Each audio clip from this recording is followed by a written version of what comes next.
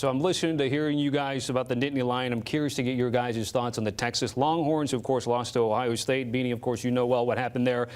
So they go against San Jose State. 38-7 is the final. And for Arch Manning, Beanie, he had 5 total touchdowns, 4 through the air, but he did have 2 turnovers here. So what did you see out of him and that Longhorn offense today? You know, I thought I saw a young quarterback, and he's finding his way, trying to hit his stride, trying to figure out his way being the starting quarterback at a big-time university. And yes, we can sit there and say he had these numbers that just eye-pop off the charts, but when you watch the game, you saw a young guy trying to figure it out. I think he's getting more comfortable the more he's out there on the football field. I think the offensive coaching staff is doing things to put him in a situation to where he can be productive and make plays.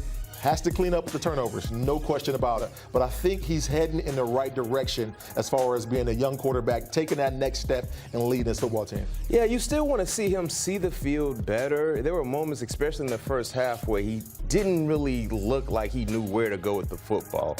And then he found his stride, and of course the big plays started to surface for him. But this was night and day compared to a week ago. And this was expected when you're playing against San Jose State.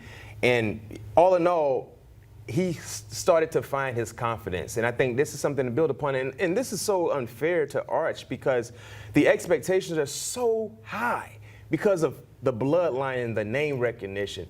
For him, he just wants to play football. But it's hard, Beanie. You know, when you have that type of pressure on you, when everywhere you go, people are saying you're supposed to be this. Everywhere you look, everywhere any TV monitor you watch, people are saying you're the next best thing. You're a generational talent. You should be the Heisman favorite. That's a lot of pressure to live and deliver in when you haven't earned your stripes yet. So he's going through the motion, big bounce back win for him. And I think also outside of Arch, they got the running game going. You know, C.J. Baxter, who missed all of last year because of that injury, he started to find his rhythm as well. I think that's a big plus for Arch if they can find a way to run the football, because remember last week they couldn't run the ball at all, and that put more pressure on Arch. You agree with that, Bean? Yeah, I do, absolutely. The best way to help a young quarterback is to get playmakers around him and guys that can take pressure off of him. And that run game there at Texas, between those 2 running backs, they certainly can do it. Yeah, Baxter was the leading receiver in that Ohio State game. But Parker Livingstone had a couple of big catches, 2 touchdowns.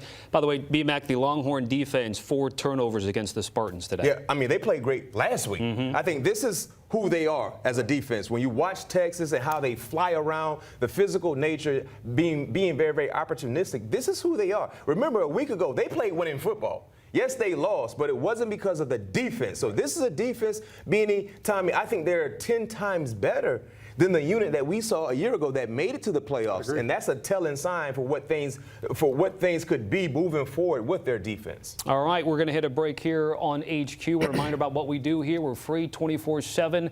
We've got you covered. Every highlight, every post-game reaction, all here streaming for free on the CBS Sports app or on your smart TV.